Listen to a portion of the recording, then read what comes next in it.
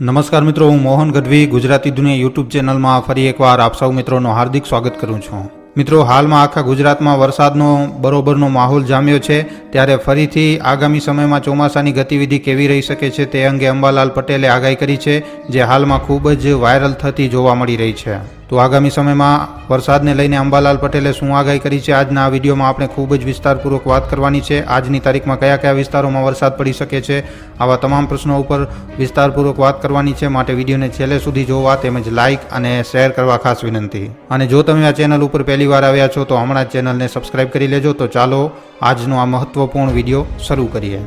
તો મિત્રો, હાલમાં ચોમાસું પાછલા કેટલાક કલાકોમાં ધીમું પડ્યું છે, પણ આગામી દિવસોમાં ફરી એક વખત ગતિ પકડી શકે છે એવું અનુમાન હાલમાં જોવા મળી રહ્યું છે.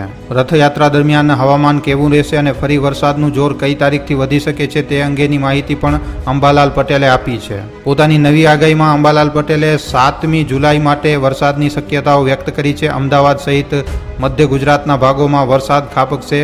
એવામાં અમદાવાદમાં ભારેથી અતિ ભારે વરસાદની શક્યતાઓ પણ રહેલી છે, જે લોકો માટે અને ભક્તો માટે ભારે ચિંતાનો વિષય છે. જો કે હવે ચારેકોર ચર્ચા એ છે કે આ વખતે રથયાત્રાના દિવસે કેટલા ભાગોમાં વાદળો આવવાની શક્યતાઓ છે, જેના કારણે કેટલાક ભાગોમાં છાંટા થવાની પણ શક્યતાઓ રહેલી છે. આના સિવાય ગાંધીનગર, પંચમહાલ, બનાસકાંઠા તથા દક્ષિણ ગુજરાતના કેટલાક ભાગોમાં ભારેથી અતિ ભારે વરસાદ ખાબકે એવી પણ સંભાવના અંબાલાલ પટેલે આપી છે. બંગાળના ઉપસાગરનું વહન 7 થી 8 જુલાઈ દરમિયાન સક્રિય થઈ શકે છે અને તે ઓડિશાથી વિશાખાપટ્ટનમ થઈ અને મધ્યપ્રદેશના ભાગો સુધી આવી શકે છે. આગામી 24 કલાક દરમિયાન રાજ્યના કેટલાક વિસ્તારોમાં ભારે વરસાદની આગાહી હવામાન નિષ્ણાત અંબાલાલ પટેલે કરી છે. અંબાલાલ પટેલે આગાહી કરી છે કે આવનારા 24 કલાકમાં રાજ્યના વિવિધ વિસ્તારોમાં વીજળીના કડાકા ભડાકા સાથે વરસાદ પડી શકે છે. દક્ષિણ ગુજરાત, દક્ષિણ સૌરાષ્ટ્ર, મધ્ય ગુજરાત અને પંચમહાલના કેટલાક ભાગોમાં ગાજવીજ સાથે વરસાદની શક્યતા રહેશે, જેમાં પંચમહાલના વિસ્તારોમાં વધુ પ્રમાણમાં વરસાદ પડવાની આગાહી છે. 7 જુલાઈ સુધીમાં સમગ્ર રાજ્યમાં વીજળીના ચમકારા સાથે વરસાદનું પ્રમાણ વધવાની શક્યતાઓ રહેશે. અમદાવાદ અને ગાંધીનગરમાં હળવાથી મધ્યમ વરસાદી ઝાપટા પડી શકે છે. રથયાત્રાના દિવસે રાજ્યના કેટલાક શહેરોમાં છૂટાછવાયા વરસાદી છાંટા પડવાની શક્યતા રહેશે. બંગાળના ઉપસાગરમાં ઓછા દબાણના કારણે સિસ્ટમ બનવાની સંભાવના છે, જેના કારણે 8 થી કરી અને 14 જુલાઈ દરમિયાન રાજ્યના ઘણા વિસ્તારોમાં વરસાદની શક્યતાઓ રહેલી છે, ભારે વરસાદની શક્યતાઓ રહેલી છે. આષાઢી 5 મે રાજ્યના મોટાભાગના વિસ્તારોમાં ગાજવીજ સાથે વરસાદની શક્યતા રહેશે.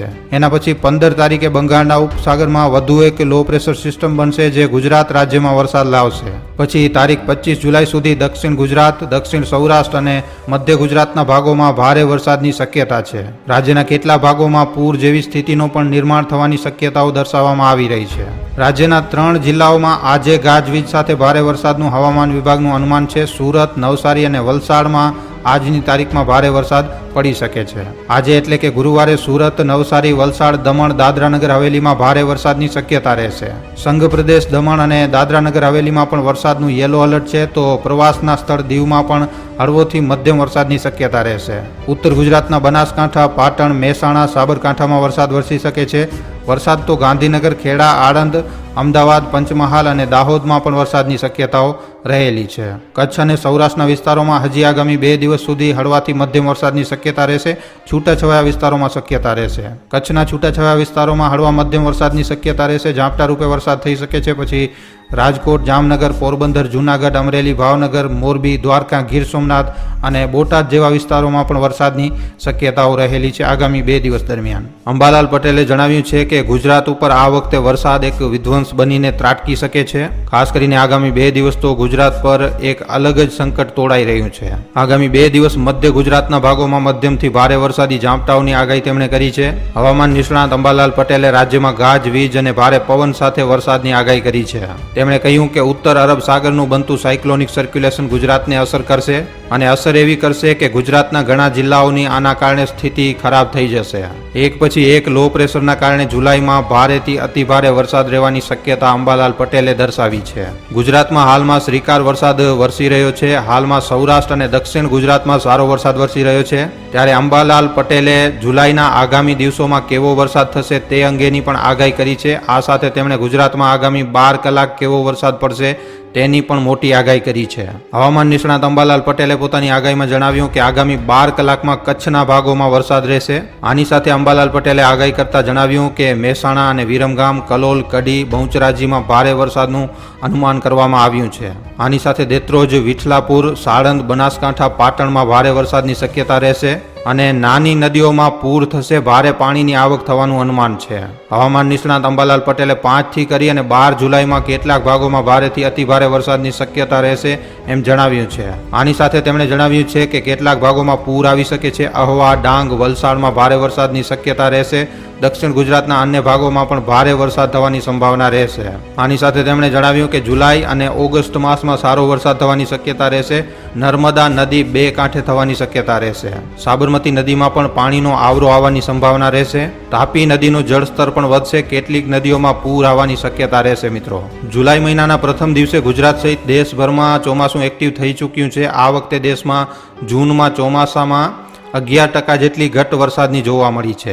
જો કે જુલાઈ મહિનામાં ભારે પૂરની આગાહી પણ કરવામાં આવી છે. નિષ્ણાંતોનું કહેવું છે કે લા નીનાના લીધે જુલાઈ, ઓગસ્ટ અને સપ્ટેમ્બરમાં વરસાદ સામાન્ય કરતાં વધુ રહેશે તેવી સંભાવના છે. તો બીજી તરફ અમદાવાદ હવામાન વિભાગ દ્વારા ગુજરાતના વાતાવરણ અંગે 5 દિવસનું પૂર્વ અનુમાન આપવામાં આવ્યું છે, જેમાં અનેક જિલ્લાઓમાં ભારેથી અતિભારે વરસાદની આગાહી કરવામાં આવી છે.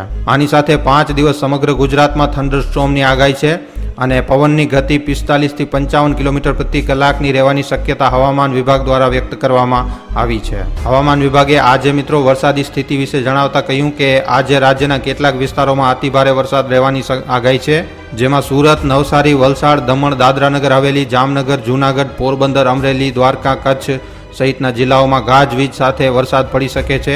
આ જિલ્લાઓમાં ઓરેન્જ એલર્ટ આપવામાં આવ્યું છે આજની તારીખમાં. આની સાથે અન્ય સુરેન્દ્રનગર, રાજકોટ, અમરેલી, ભાવનગર, દીવ સહિતના જિલ્લાઓમાં ભારે વરસાદને પગલે યેલો એલર્ટ જાહેર કરવામાં આવ્યું છે. આજે સુરત, વલસાડ, નવસારી, દમણ, દાદરાનગર હવેલીમાં અતિભારે વરસાદની આગાહી છે, જ્યારે બનાસકાંઠા, પાટણ, પંચમહાલ, દાહોદ, છોટાઉદેપુર, વડોદરા, નર્મદા, ભરૂચ, તાપી, જામનગર, પોરબંદર, અમરેલી, જૂનાગઢ, ભાવનગર, દ્વારકા, ગીર સોમનાથ, કચ્છ અને દીવમાં ભારે વરસાદની આગાહી સાથે યેલો એલર્ટ રહેશે. પછી આવતીકાલે ગુરુવારે ભારે વરસાદ સાથે યેલો એલર્ટની વાત કરીએ તો વડોદરા, સુરત, ભરૂચ, નવસારી, વલસાડ, દમણ, દાદરાનગર હવેલી, અમરેલી અને ભાવનગરનો સમાવેશ થાય છે. પછી શુક્રવારે 5 તારીખના વરસાદની વાત કરીએ તો શુક્રવારે મિત્રો અતિભારે વરસાદની વાત કરીએ તો નવસારી, વલસાડ, દમણ, દાદરાનગર હવેલીમાં ઓરેન્જ એલર્ટ છે, જ્યારે મહેસાણા, ગાંધીનગર, અમદાવાદ, આણંદ, પંચમહાલ, વડોદરા, ભરૂચ, સુરતમાં ભારે વરસાદની શક્યતા રહેશે.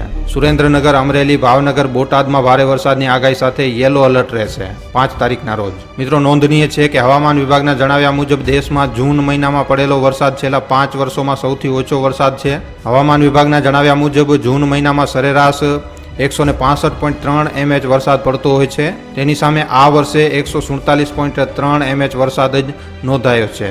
2001 પછી આ 7મી વાર ઓછા વરસાદવાળો મહિનો રહ્યો હતો. તો મિત્રો, આજનો આ વિડીયો તમને કેવો લાગ્યો છે? તમારા વિસ્તારમાં હમણાં સુધી કેવી રીતનો વરસાદ પડ્યો છે? તમારા વિસ્તારનું નામ લખીને નીચે કમેન્ટ સેક્શનમાં જરૂર લખજો. જો વિડીયો પસંદ આવ્યો છે તો આ વિડીયોને ખાલી તમારા સુધી સીમિત ન રાખતા તમારા મિત્રો સાથે, પરિજનો સાથે, વોટ્સઅપ ઉપર, ફેસબુક ઉપર, યુટ્યુબ ઉપર જેટલો બની શકે વધારેમાં વધારે આ વિડીયોને શેર જરૂર કરજો.